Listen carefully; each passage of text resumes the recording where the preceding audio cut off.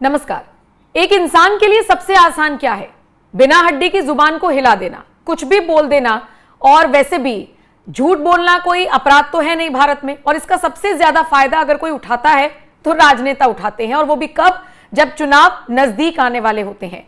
जैसे अभी बिहार में इलेक्शंस होने हैं, और उससे पहले जिस तरीके के दावे और वादे पेश किए जा रही हैं नेताओं की तरफ से, वो निश्चित तौर पर कंफ्यूज कर रही हैं बिहार की आम जनता को कि किसकी बात माने और किसकी नहीं। चाहे बात राहुल गांधी की हो, चाहे तेजस्वी यादव की हो, आज आपको उन बयानों के बारे में बताएंगे जो इन नेताओं की तरफ से दिए गए हैं, और फिर इनकी असली सच्चाई क्या है उससे भी आपको रूबरू कराएंगे। सबसे पहले बात तेजस्वी यादव की कर लेते हैं। आप जानते ही हैं, तेजस्वी यादव लगातार एसआईआर को लेकर सवाल खड़े कर रही हैं। तेजस्वी यादव लगातार इलेक्शन कमीशन पर सवाल खड़े कर रही हैं। अपना नाम कह रहे हैं कि सूची से कट गया है। वो अलग बात है कि फिर इस बात के भी सबूत दे दिए गए कि उनका नाम नहीं कटा है मतदाता सूची से, लेकिन फिर भी इस तरीके के बयान लगातार बिहार से सामने आ रहे हैं।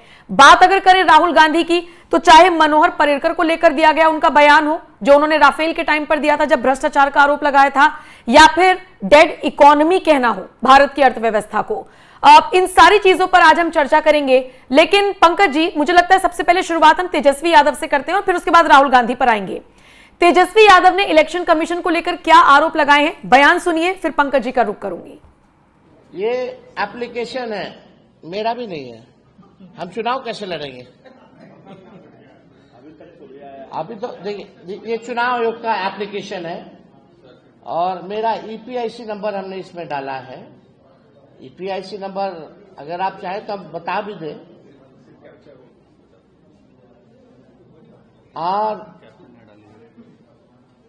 RAB 2916-120, इसमें कैप्चा आता है। हाँ, अच्छा आ रहा है। अब हम डालते हैं कि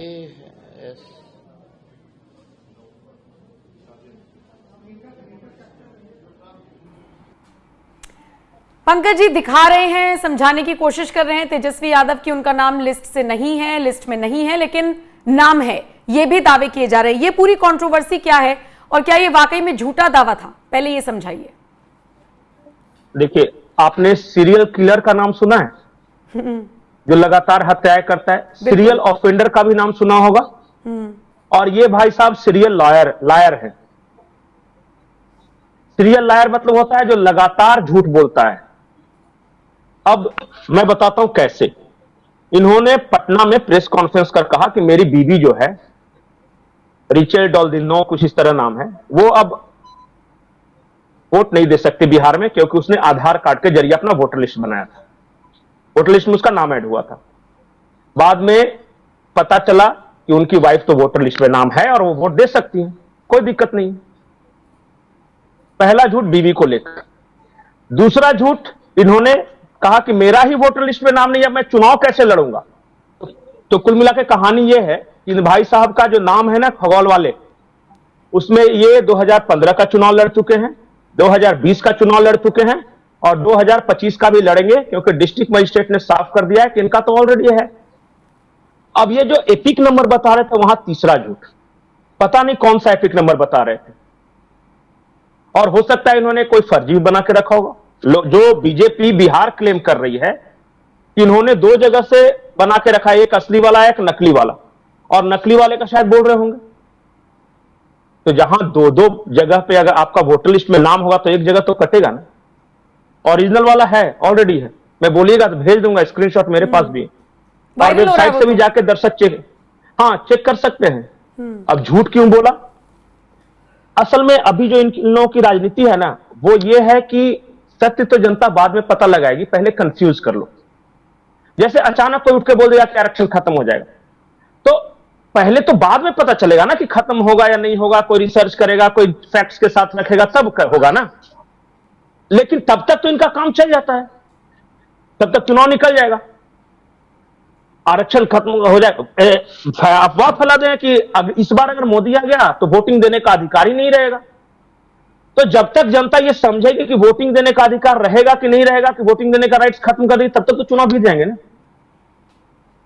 उसी रणनीति के तहत ये गुरिल्ला वारफेयर है, ये मारो और भागो। इनको कोई मतलब नहीं, इनको सब पता है कि कोई आदमी नहीं छटा। अच्छा बताइए, पब्लिक में से कोई आज तक एक कैमरे में कोई बाइट दिखा दे मुझे जिसमें कोई पब्लिक कह रही हो कि भाई मैं वोटर था लेकिन मेरा नाम कट गया। पूरे, और मैं इंक्लूडिंग सीमांचल बोल रहा हूं, इतने सारे पत्रकार घूम रहे हैं, इतने सारे यूट्यूबर्स घूम रहे हैं, सब कुछ, पब्लिक ने कोई प्रोटेस्ट किया किसी के खिलाफ? नहीं। नेता कर रहे हैं। पब्लिक ने कभी कोई शिकायत की? नेता भी कौन नेता? क्या सीमांचल के नेता कर रहे हैं? नहीं, ओवैसी कर रहे हैं, तेजस्वी कर रहे हैं, राहुल कर रहे हैं, जिनको सीमांचल का एस नहीं पता। ये वहां का जो लोकल नेता वो नहीं कह रहा है, तो उसको पता है जो हो रहा है सही हो रहा है। इन लोग क्या कर रहे हैं ना, एक नैरेटिव बनाने का प्रयास कर, ये इस बात को एस्टेब्लिश कर रहे हैं कि बहुत सारे हमारे जो वोटर हैं मुसलमान, उनका नाम काट दिया है चुनाव आयोग ने गलत तरीके से, और देखो ये तो बड़ी साजिश है चुनाव आयोग और वो केंद्र सरकार की। ये एस्टेब्लिश करना चाहते हैं। हारने के बाद जो ठीकरे फोड़े जाते थे वो शुरुआत में ही फोड़े जा रहे हैं, ताकि बाद में अगर हारते भी है तो आसानी हो सके। नहीं, ये कई लगातार चल रहा है कई सालों से, ये ईवीएम के प्रति जो है मन में शंका पैदा करना। मैंने कहा ना, ये मन में सिस्टम के प्रति शक पैदा करना चाहते हैं सिर्फ। अब जो वोट देने जा रहा है उसको लग रहा है ईवीएम सही है कि नहीं है, इन लोगों की बात सुन के ये वोटर लिस्ट को लेकर शक पैदा करना चाहते हैं, ये इस देश के सुप्रीम कोर्ट को लेकर शक पैदा करना चाहते हैं, ये चुनाव आयोग को लेकर शक पैदा करना चाहते हैं, क्योंकि सिर्फ सरकार के प्रति जनता के मन में शंका पैदा कर तो ये पाए नहीं और ये कर नहीं रहे। ये है पॉलिसी, ये बता देना कि अरे तुम्हारे घर में आग लग जाएगा। जब तक आदमी दौड़ के देखने जाएगा कि आग लग जाएगा या नहीं लग जाएगा, तब तक तो ये उस चौराहे पर माहौल बना चुके हैं। ये हो रहा है, ये सही बात है। लेकिन ऐसे चुनाव आयोग पर सवाल उठा देना चुनावों से ठीक पहले, पंकज जी, इसके ऊपर कोई केस नहीं हो सकता? इसको लेकर कोई शिकायत दर्ज नहीं हो सकती?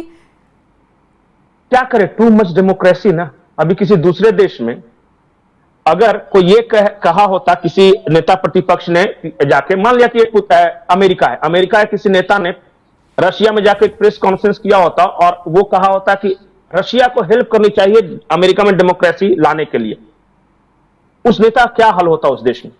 लेकिन हमारे देश के नेता प्रतिपक्ष ने ब्रिटेन में जाके, अमेरिका में जाके बाकायदा ये कहा है कि पश्चिमी देशों को हेल्प करनी चाहिए भारत में डेमोक्रेसी एस्टेब्लिश करने के लिए। मतलब he is inviting for direct intervention in electoral process, लेकिन फिर भी कुछ नहीं होता। इस बात के सीरियसनेस को जो समझते हैं, जो पढ़े लिखे हैं, उनको समझ में आता है कि एक विदेशी ताकत को अपने यहां चुनाव प्रक्रिया में शामिल करना, उसके लिए इनवाइट करना कितना बड़ा पाप है, क्योंकि उसके अपने इंटरेस्ट। लेकिन यहां चलता है ना, कहां हुआ कुछ भी। ठीक है, ये तो हम, ये पता है, एक तेजस्वी यादव का पूरा खानदान वोट दे रहा है और ये आदमी झूठ बोल रहा है 2 बार, कि एक बार मेरी पत्नी के बारे में अपना झूठ बोला और एक बार खुद के बारे में झूठ बोला, और इसको मुख्यमंत्री भी बनना है। यह है खूबसूरती हमारे लोकतंत्र की। इस लोकतंत्र को गाली देकर भी आप इस लोकतंत्र के सब सर्वोच्च पद पे पहुंच सकते हैं, और फिर कहते हैं कि लोकतंत्र खतरे में है। अरे सब कुछ तो बोल दिया। अगर लोकतंत्र नहीं होता ना तो इतनी सारे झूठ बोलने की इजाजत भी नहीं होती। ये तो बात कर रहे हैं हम सिर्फ तेजस्वी यादव की। अगर हम राहुल गांधी पर आए, जो लोकसभा में नेता प्रतिपक्ष हैं, राहुल गांधी की तस्वीरें चलाइए। राहुल गांधी ने ट्रंप के बयान में हाँ में हाँ मिलाते हुए जिस तरीके से कहा कि हाँ, कहा ना उन्होंने पत्रकारों से कि आप लोगों को नहीं पता क्या कि डेड इकोनॉमी है, ये कोई नई बात है क्या आपके लिए? ये कितना बड़ा झूठ है, क्योंकि बनारस की धरती पर जाकर नरेंद्र मोदी ने अर्थव्यवस्था का जिक्र किया और बताया कि हम लोग कैसे आगे बढ़ रहे हैं। पंकज जी, आपसे जवाब लूं उससे पहले राहुल गांधी का बयान सुनवा देते हैं, इकोनॉमी को लेकर कैसे उन्होंने तंज कसा है। Trump is saying Indian economy is a dead economy. Yes, he's right. I mean, everybody knows this, except the Prime Minister and the Finance Minister. Everybody knows that the Indian economy is a dead economy. I'm glad that President Trump has stated a fact. What more do you, why are you asking this question? लेकिन 25% tariff लगाया, plus penalty भी लगा दिया। It is a dead economy. Are you people not aware of this? आपको ये मालूम नहीं है कि इंडियन इकोनॉमी डेड इकोनॉमी है? कोई कंफ्यूजन है आप में? पूरी दुनिया जानती है कि Indian economy is a dead economy और बीजेपी ने इकोनॉमी को खत्म कर दिया है। डेड इकोनॉमी, जो लैंग्वेज ट्रंप बोल रहे हैं उसी में हाँ मिलाते हुए नजर आए हैं राहुल गांधी। इसके 2 पहलू हैं। अगर ट्रंप कह रहे हैं कि भारत की इकोनॉमी डेड है, तो वो भारत के साथ ट्रेड डील करने के लिए इतना छटपटा क्यों रहे? क्योंकि मरी हुई अर्थव्यवस्था के साथ कौन डील करता है भाई? और कम से कम दिन में 3-4 बार कौन बोलता है कि कभी कहते हैं कि हो गया तो लगभग फाइनल है, फिर कह रहे हैं कि हम टैरिफ लगा देंगे, फिर कह रहे हैं कि अभी नेगोशिएशन जारी है, अगर ट्रेड डील हो गया तो हम ये टैरिफ हटा भी लेंगे। भारत मरी हुई अर्थव्यवस्था है ना, तो अमेरिका क्यों इतना परेशान है इसके साथ डील करने के लिए? मरी हुई अर्थव्यवस्था के साथ ट्रंप क्यों डील करना चाहते हैं? दूसरी बात, ट्रंप के चेले, एक तो ट्रंप के बारे में, एक ट्रंप का चेला है जो कह रहा है कि बहुत सही बोला हमारे अब्बा ने, बहुत मतलब भारत की इकोनॉमी डेड इकोनॉमी। लेकिन फैक्ट क्या है पता है? जब यूपीए की सरकार गई थी तो इन्होंने 1 करोड़ के शेयर खरीदे थे, उसका भी मैं स्क्रीनशॉट भेज दूंगा। इन 10 सालों में 10 करोड़ हो गए। एक मरी हुई अर्थव्यवस्था से अगर 1 करोड़ रुपया लगा के कोई 10 करोड़ कमा सकता है, तो भगवान करे कि पूरी दुनिया में इस तरह की मरी हुई अर्थव्यवस्था हो। और मैं किसी दूसरे के बारे में नहीं बोल रहा हूं, यह राहुल गांधी के बारे में है कि इन्होंने कमाए हैं पैसे इस डेड इकोनॉमी से। मैं ये तो कहूंगा नहीं कि चाणक्य ने क्या कहा था, ऑन स्क्रीन अच्छा नहीं होगा, लेकिन जैसे ही आप पब्लिक के बीच जाइएगा कि चाणक्य ने विदेशी महिला के बारे में क्या कहा था, तो पब्लिक समझ जाती। ठीक, ये उस शब्द का इस्तेमाल नहीं करना चाहता, ये सीधे देश के साथ गद्दारी, और इन्हीं की पार्टी के कई नेता इनसे इत्तेफाक नहीं देती। He thinks is very smart. ऐसे ऐसे मुंह करके बोल दिया कि भारत की इकोनॉमी बहुत, I am glad that Trump has said और डेड इकोनॉमी है। पीछे देखिए प्रियंका का चेहरा, वो खुद दुखी है कि क्या बोल रहा है, क्या बकवास कर रहा है। नहीं, और इनके बयान के तुरंत बाद कई ऐसे कांग्रेसी नेता हैं जिन्होंने कहा कि नहीं ऐसा कुछ नहीं है, ट्रंप क्या बोल रहे हैं। सुनवा देते हैं पंकज जी कांग्रेसी नेताओं के रिएक्शंस क्या क्या हैं। मैं आती हूं फिर। ट्रंप का ये कहना कि भारत और रूस की इकोनॉमी डेड है, एकदम गलत बात है। भारत की इकोनॉमी डेड नहीं, जो हमने आर्थिक सुधार किए जब नरसिम्हा राव जी और मनमोहन सिंह जी थे, उसके बाद उस आर्थिक सुधारों को आगे वाजपेयी जी ने भी बढ़ाया, और उसके बाद मनमोहन सिंह जी ने 10 साल में जो मजबूती प्रदान की, और उसके बाद वर्तमान सरकार ने भी जिसमें काम बढ़ाया, तो हमारी आर्थिक स्थिति कहीं से भी कमजोर नहीं है। तो इसलिए हम आर्थिक रूप से कोई हमें कहे कि हमें खत्म कर देगा, उसकी गलतफहमी है। तो ट्रंप की गलतफहमी जी रहा। सर इम्पोज किया जो टैरिफ की तो मैंने आलोचना की कि ये गलत है। टैरिफ इम्पोज करना, हर देश को अधिकार है कि किसके साथ व्यापार करे, उसमें इस तरह रोक लगाना, ब्रिक्स के खिलाफ बोलना, रशिया से इम्पोर्ट के खिलाफ, बिजनेस के खिलाफ बोलना, ये उनका जो है कतई उचित नहीं है। Their demands are completely unreasonable. Our negotiators have every right to resist. For example, we have about 700 million Indians who are dependent on agriculture. We cannot risk their livelihoods to make America happy. America has to understand our needs as well. Actually, our tariffs on America are not that unreasonable. It's about 17% average. And American goods are not priced that competitively that they can sell so much in the Indian market. If Mr. Trump thinks, oh, bade market hai, we can sell a lot of items, then they have to look at their own prices. Are they competitive? Most of the things they want to sell us as manufactured goods are cheaper from other suppliers. Everyone will buy what they can afford to buy. So this also the Americans have to realize. I do believe the American stand has not been totally reasonable. Trump is not a conventional politician.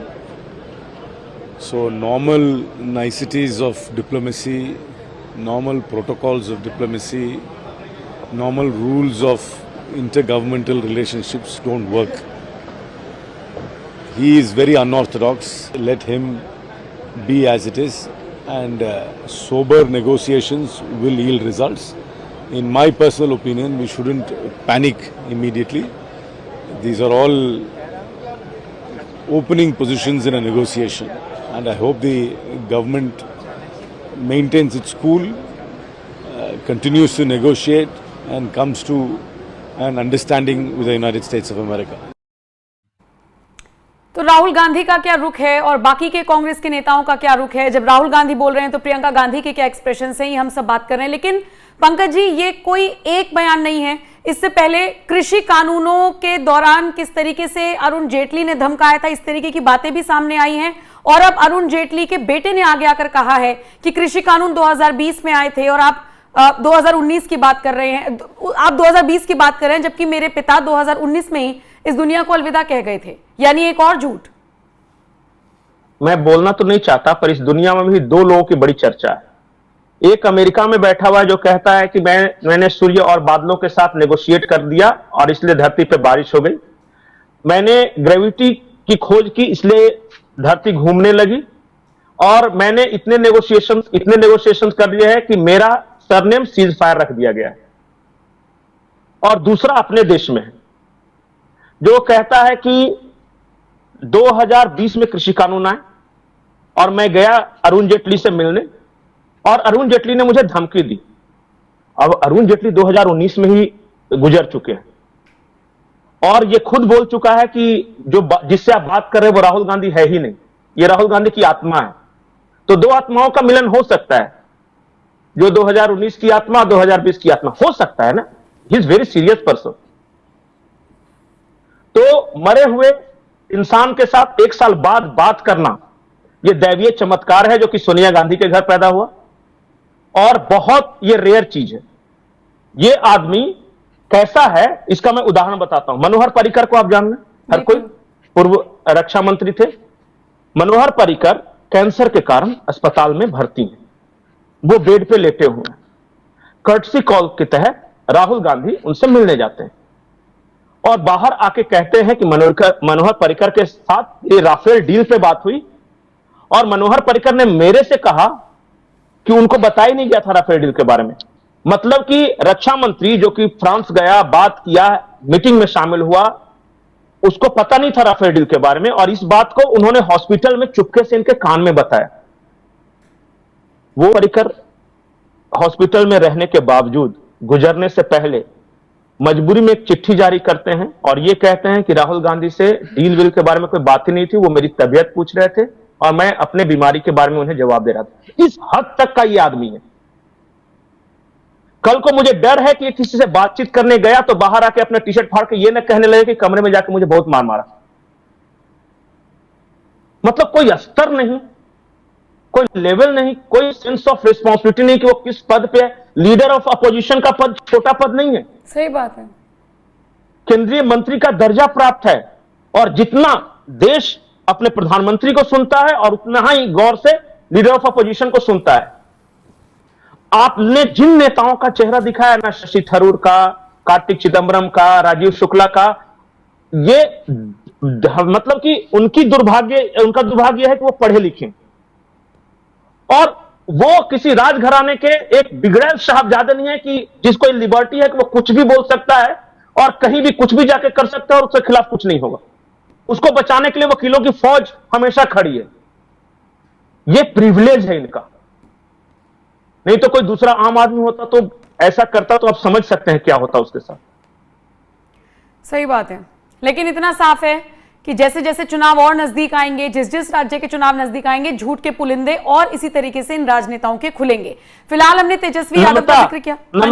हाँ जी, thanks to social media, इस देश में social media आया है कि जैसे ही कोई नेता बोलता है पब्लिक तुरंत चीड़फाड़ करना शुरू करती है।